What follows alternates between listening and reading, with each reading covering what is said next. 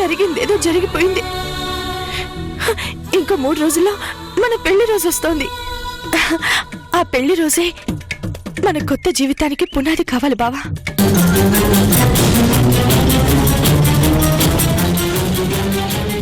అక్కడ నీ కొడుకు నీకోసం గౌరీ కోసం కలవరిస్తున్నారు. రా వెళ్దాం. అవసరం లేదు అంకుల్, వాడిని చూసుకోవడానికి రేఖ ఉంది.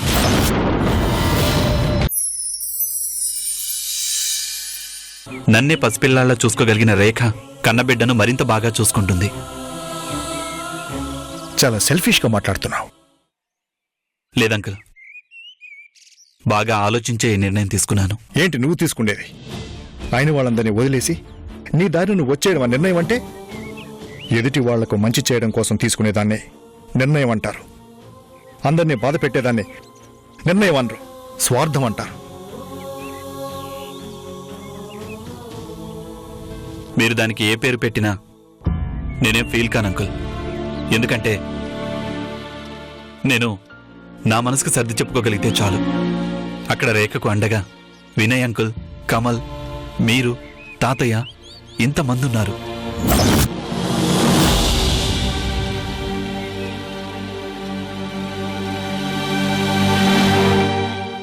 నా పిల్లలకు రేఖ ఉంది, కానీ గౌరీ కడుపులో పెరిగే బిడ్డకు ఎవరున్నారు అంకుల్? ఈ లోకంలో తనకంటూ ఉంది కన్న తల్లి, కట్టుకున్న నేను. అంతే. మేం కూడా దూరం అయితే తను ఎలా బ్రతుకుతుంది? గౌరీ గౌరీ గౌరీ అసలు తనకు నీ మీద అంత ప్రేమే ఉంటే నిన్ను కాదని ఎందుకు వెళ్ళిపోతుంది? ఆ మాత్రం అర్థం చేసుకోలేవా? నా మీద ప్రేమ ఉంది కాబట్టే తను దూరం అయింది అంకుల్. తన త్యాగం తనకు శాపం కాకూడదు, తన మంచితనం తనకు శత్రువు కాకూడదు. అందుకే ఎవరేమనుకున్నా నేను గౌరీ దొరికాకే తిరిగొస్తాను. అంతే. నువ్వు రానంటే బలవంతంగా తీసుకెళ్తాను. నేను నేరం చేశానని నిరూపిస్తే బలవంతం చేయకుండానే మీతో వస్తాను. మీ పోలీసులు నా మీద పంచేది అంకుల్. ప్లీజ్ నన్ను ఇలా వదిలేయండి. ఎందుకు రాడు? అంత తప్పు ఇక్కడ ఎవరు ఏం చేశారని? అదిగో తనే. తప్పు చేసింది తనే. నిజం తెలిస్తే ప్రమాదం అని తెలిసి కూడా రఘు చేత గౌరీ మెడలో తాళి కట్టించింది.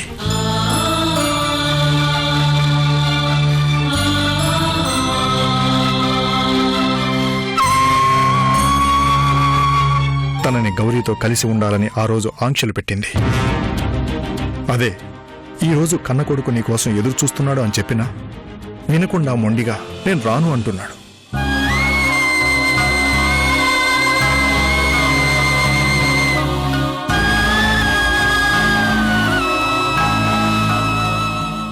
అసలు ఏమైందిరా రఘుకి?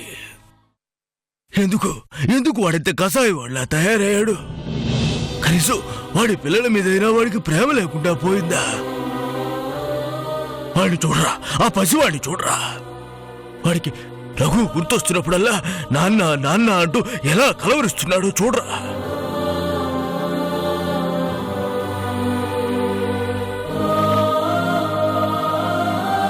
పిల్లల్ని కూడా చూడాలి అనిపించట్లేదంటే వాడికి నాకు చాలా ఆశ్చర్యంగా ఉందిరా. పిల్లల్ని చూసుకోవడానికి రేఖ ఉంది అనే నమ్మకం వినయ్. నమ్మకం, బోడి నమ్మకం. తప్పించుకోవడానికి, బాధ్యతలన్నీ తప్పించుకోవడానికి ఇదో వంకర సత్య. డాడీ, రఘునేమనకండి. ఇది నాకు ముందే తెలుసు.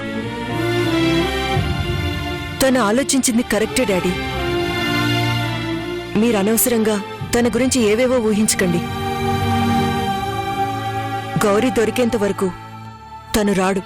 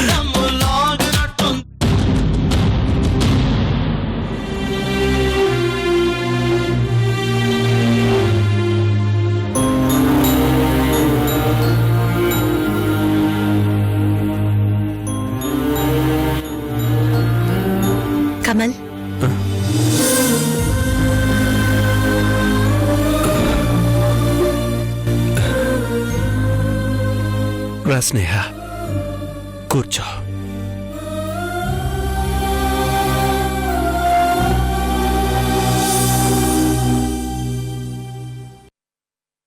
ఏం చేస్తున్నావు కమల్? ఏం లేదు, ఏ పని చేయాలనిపించట్లేదు, ఏ ఫైలు చూడాలని అనిపించట్లేదు, ఆఖరికి ల్యాప్టాప్లో పాటలు వినాలనిపించట్లేదు.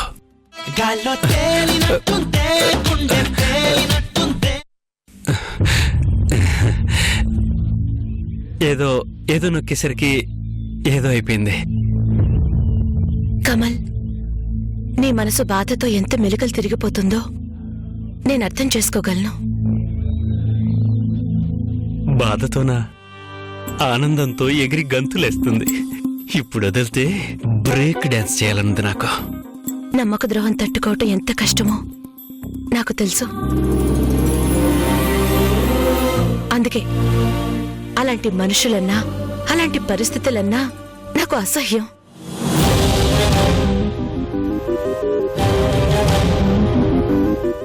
ఏం చేస్తాం స్నేహ, ఏదొచ్చినా భరించాలిగా, తప్పదు. కమల్,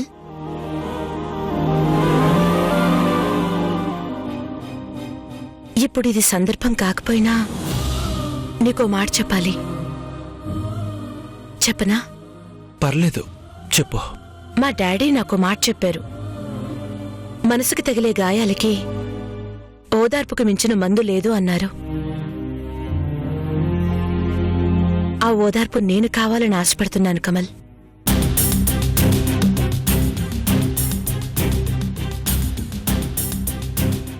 స్నేహ, ఒక మాట చెప్పనా? నువ్వు ఏమంటున్నావో నాకేం అర్థం కాలేదు. నాకు తెలుసు కమల్, ఇప్పుడు నీ మనసు ఏది అర్థం చేసుకునే పరిస్థితుల్లో లేదు.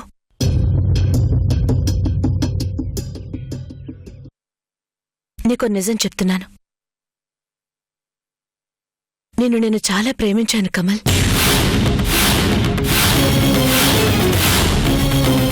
స్నేహ, అవును కమల్, ఈ మాట నీతో చెప్పాలని ఎన్నోసార్లు అనుకున్నాను. కానీ అప్పటికే నువ్వు సరితగాన్ని ప్రేమించావని తెలిసి నా ప్రేమంతా నా గుండెల్లోనే ఆగిపోయింది.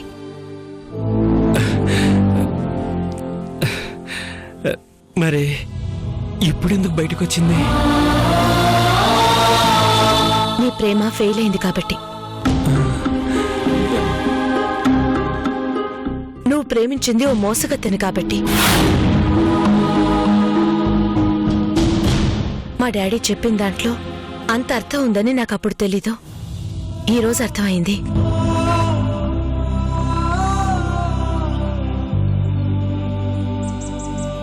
ఓదార్పు అందించు అంటే అసలు అర్థం ఇప్పుడు నాకు తెలిసింది Kamal.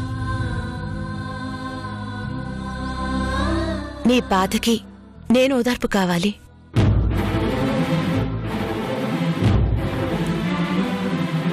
Kamal, will you marry me?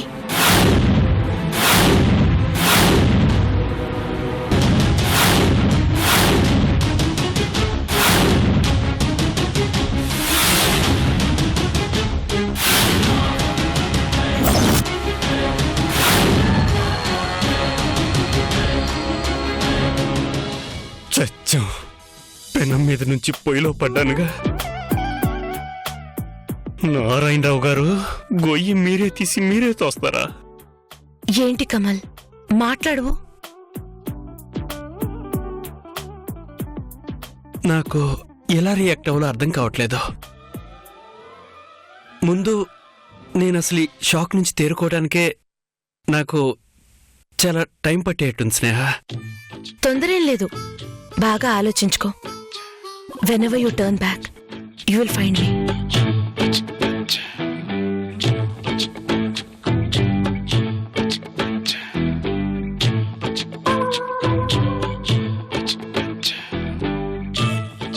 భగవంతుడా,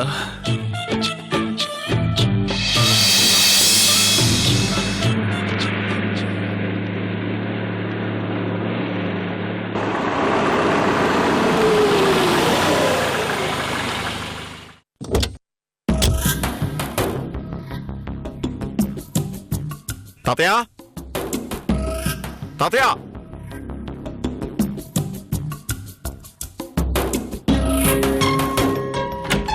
తాతయ్య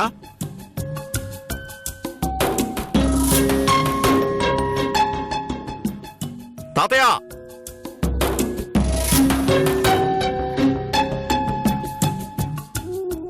తాతయ్య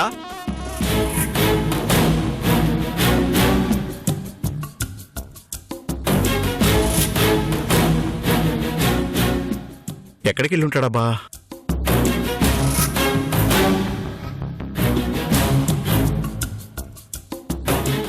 తాతయ్య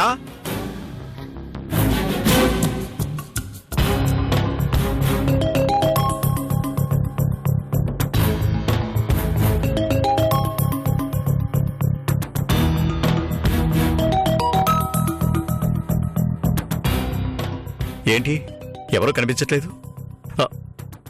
తాతయ్య తాతయ్య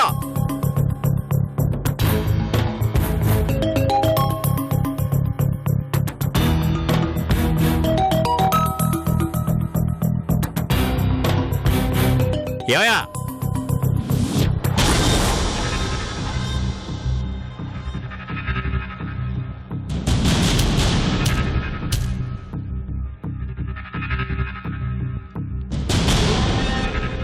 ఏమయ్యా, మా తాతయ్య డిప్యూటీ సీఎం ఎక్కడున్నారో కనిపించారా?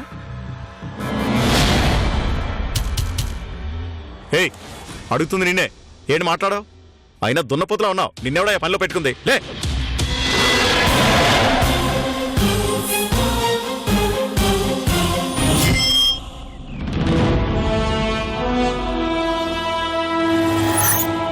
తాతయ్య నువ్వా? ఏంటి అవతారం?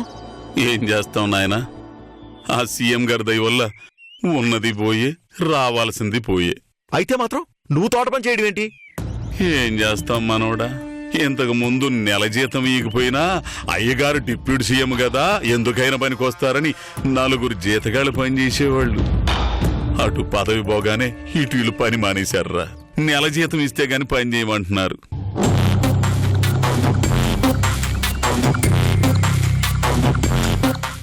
మరి ఇవ్వాల్సింది? ఆ? ఎక్కడి నుంచి తీసుకొచ్చి ఇమ్మంటావురా? మొత్తం క్షవరం అయిపోయిలా. నిజం చెబుతున్నాను మనవడా, ఇంట్లో ఖర్చులు గొడ్డబ్బుళ్ళు 1,00,000 ఉంటే ఈరా. 1,00,000 కావాలా? ఆ రోజు నేను వస్తే ఎమ్మెల్యేలతో మాట్లాడుతుంటే మధ్యలో వస్తావా అంటూ బయటికి పోమని చెప్పలేదు? గుర్తులేదా? ఊరి అప్పుడేదో బిజీలో ఉండి ఆ మాట అన్నాను. ఇప్పుడు దాకా దాన్ని గుర్తు పెట్టుకుంటే ఎట్లాగరా? నేను గుర్తు పెట్టుకుంటాను తాతయ్య. ఆ? అవమానాల్ని మర్చిపోతే ఎలా?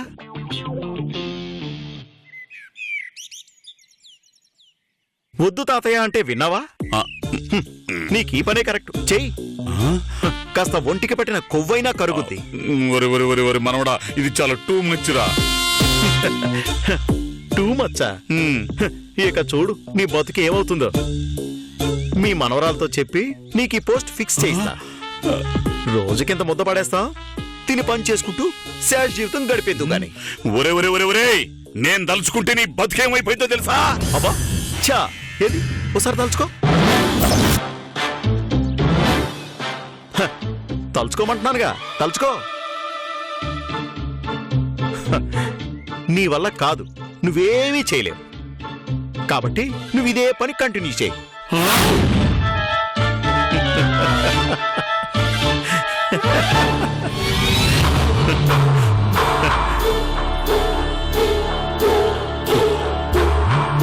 అందుకే పదవి ఉన్నప్పుడే 10 తరాలకు సరిపడ మెంగం అనేది. ఏం చేస్తాం, కర్మ. తలచినదే జరిగినదా దైవం ఎందులకు.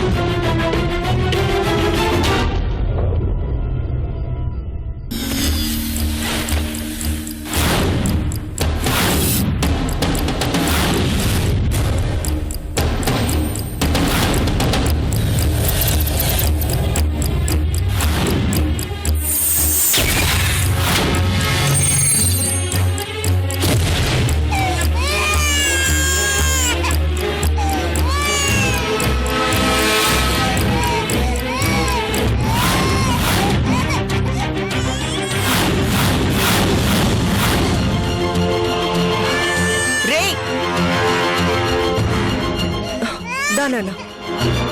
ఏంట్రా చెల్లిని కొడతావా? తప్పు కదూ? కాదు. రాస్కిల్, నీకెంత పొగర్రా? కొడతావా? కొడతాను. కొడతావా? కొడతావా? చెప్పు.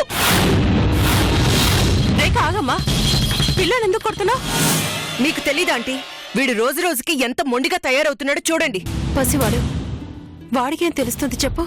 తెలీదు కాబట్టి తెలిసేలా చెయ్యాలంటీ. చెల్లెల్ని కొట్టడం తప్పు కదరా అంటుంటే కాదు అంటున్నాడు. నేను చెప్తానులేమ్మా. ఏం చెప్తారంటీ? అసలు వినేలా ఉన్నాడా? వాడికి నేను అమ్మన్రా అంటేనే వినటం లేదు. రాను రాను మొండిగా తయారవుతున్నాడు. నయానో భయాను చెప్పకపోతే చివరికి ఎలా తయారవుతాడో అని భయంగా ఉంది. పస్తేనం కదమ్మా, రాను రాను అర్థం చేసుకుంటాడు. నువ్వేం దిగులు పడకో.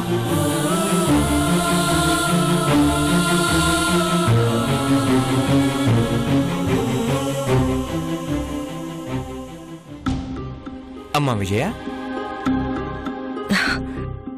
రండి నాన్న. బాబు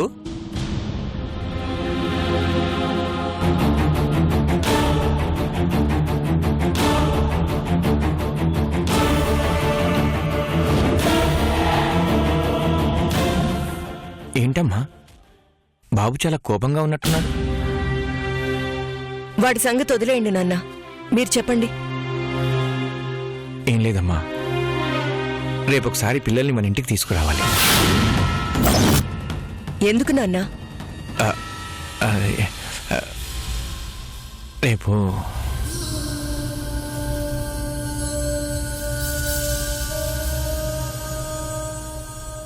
ఏంటో చెప్పండి నాన్న.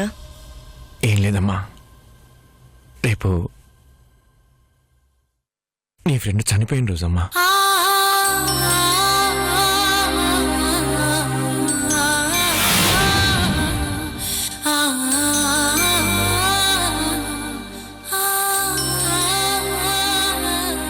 కన్న తండ్రిగా నేను చేయాల్సినవన్నీ చేశాను.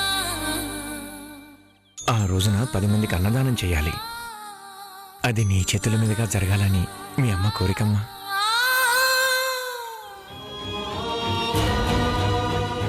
అందుకే నువ్వు తప్పకుండా రావాలమ్మా.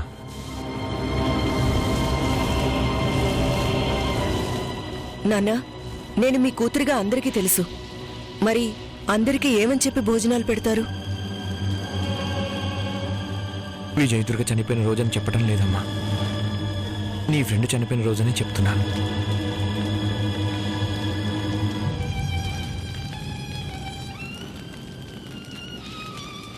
అంటే రేఖ చనిపోయిన రోజనా?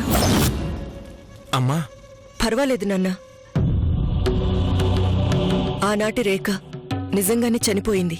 అందుకే వాడికి తల్లి కాలేకపోతుంది. తప్పకుండా వస్తాను.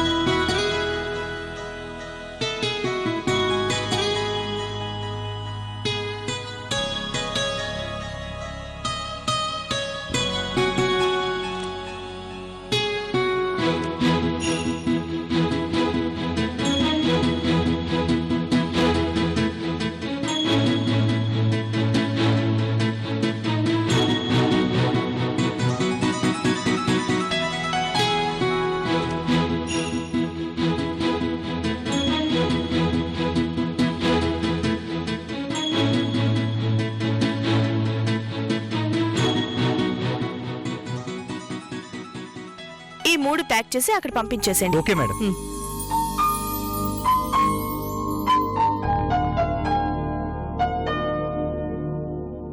ఏమన్నావు? ఎందుకంత కాస్ట్లీ బట్టలు కొన్నావు? నేనంతే. నేనంతేనా? ఏంటంతే? నాకు నెలకొచ్చే శాలరీ ఎంతో తెలుసు కదా నీకు. హలో, నేను మీ జీతంతో కొనలేదు సార్, మా అమ్మ నాన్న ఇచ్చిన డబ్బుతో కొన్నాను.